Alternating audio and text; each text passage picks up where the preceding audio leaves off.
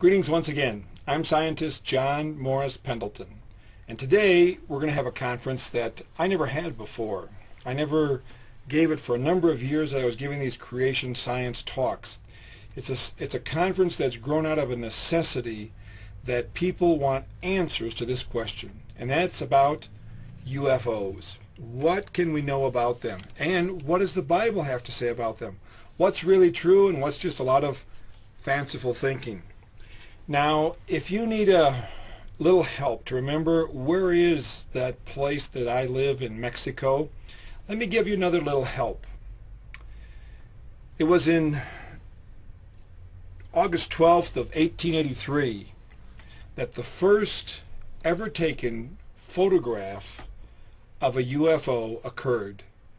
And it was in no humbler place than in Zacatecas, Mexico. That's right, Jose Bonillo and his assistant were viewing the sun through various filters, and they observed that things were going across their viewing area. And in fact, they counted as many as 447 UFOs. Now, of course, back then they weren't called UFOs. And of course, some of the pictures that they were taking of the sun when they developed the plates, these objects showed up on their plates. Those are the first photographs ever in 1883 of a UFO. So if you want to remember where I'm at, it was first done in Zacatecas. Now, I found that there's some of these things people don't know. What is a UFO? A UFO stands for an unidentified flying object. In fact, you could go outside right now and probably see one, because until you identify it and it is flying, it's a UFO. It's unidentified. But anyway, later on, some of them get identified. Also, you need to know the term SETI, S-E-T-I, stands for Search for Extraterrestrial Intelligence. There's a friend of mine who used to be a school teacher, and somebody asked him if he believed in extraterrestrial intelligence. He says, look, I was a school teacher for 12 years. I'm not so sure there's even any intelligence here on Earth. So anyway, that's a little side story. Now, this man in this picture, his name is Jaime Maussan. He's a Mexican, and he is noted across the country as the country's leading authority on UFOs and extraterrestrial life. I had a chance to hear Mr. Maussan in 1999 here in Zacatecas, Mexico, where I live, and he had no sooner begun talking, and I was about to stand up and tell him a thing or two. The Lord told me to keep quiet and be a little more prudent, which I obediently did. Why did I want to stand up and say anything to him? Because what he said right in the beginning really provoked me. And in fact, this is the whole reason that we have this conference, because people are saying, well, since life evolved here on Earth, then without a doubt it's evolved all over the universe. Now, I hope you've seen in our first some 12 conferences that life has not evolved on the Earth. It has not evolved at all. It was created by the Creator. Evolution is a lie.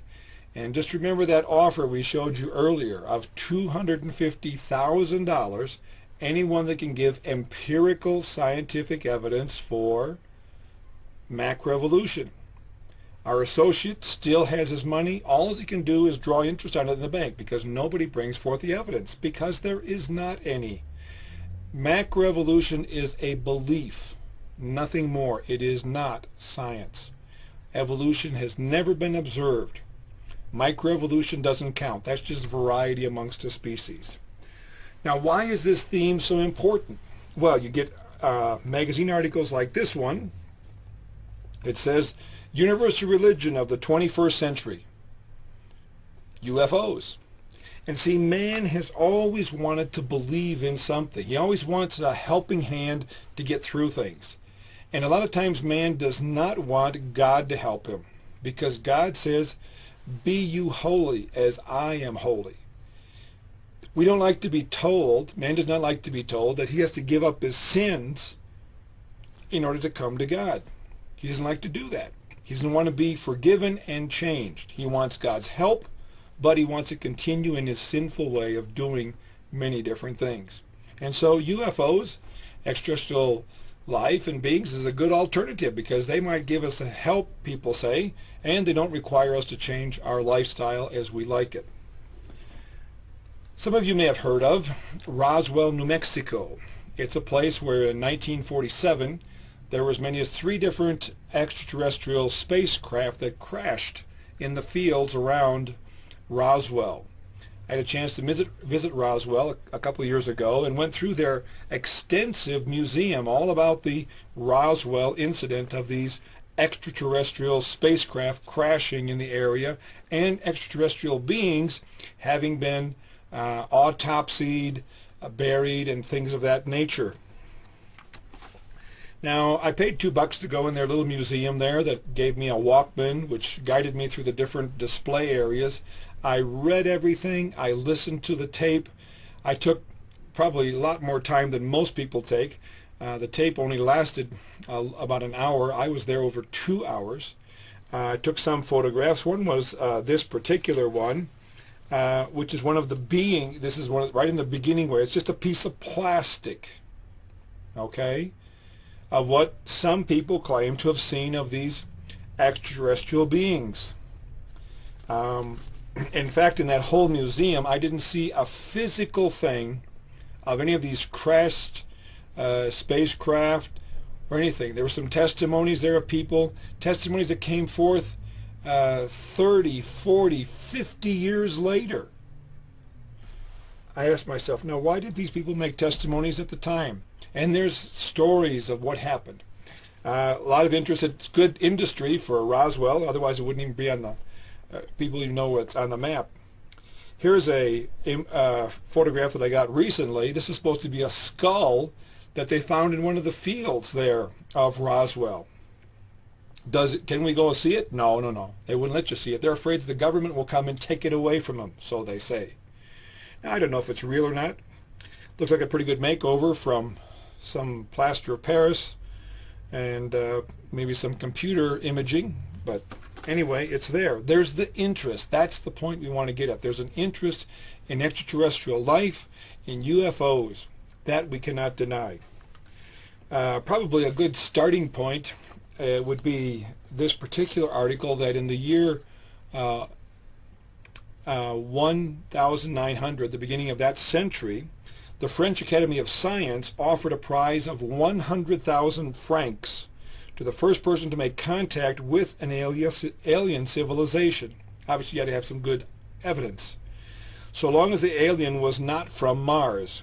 The reason for this was that the Academy was convinced the Martian civilization was an established fact. By the way, to date, no verified contacts have been made. Verified in the sense that we brought something back that you could say, definitely, this is from outer space.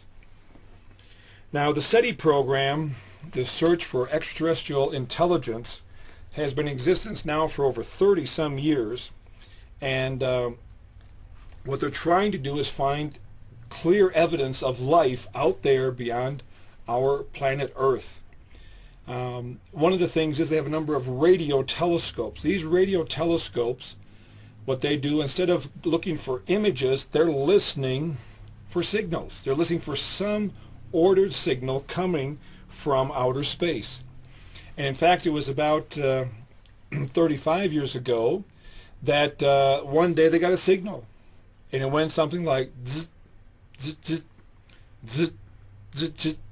Wow, we found something. And so they kind of began focusing over in that area, and they gave it a name right away. They called it LGM number 1. You say, why LGM? Easy. Little Green Men. Number 1. We found the first one of little green men. Well, when they began to focus in their telescopes and their radio telescopes and doing some investigation to that part of the universe, found out that they discovered the first pulsar. A pulsar is a remnant of a supernova that had blown up, and it gets to the point of pulsating. And so that's the radio signal that they picked up for their little green men. But like I say, they're just so in such a frenzy to try to find something there. Now, we could spend hours showing all kinds of images and photographs and videos. I'm sure a number of our viewers have seen UFOs, undoubted UFOs. Here's one that was taken in a valley of France. They said it measured like 320 yards in diameter. It was a huge spacecraft. Now, we probably did really see something. Here's an impression that was left in the field. You can see a big round circle there in the center circle as well. The grasses were plastered down. Obviously, something was there. It's not a normal kind of occurrence that we see. One thing that's very perplexing to many people are these grain designs.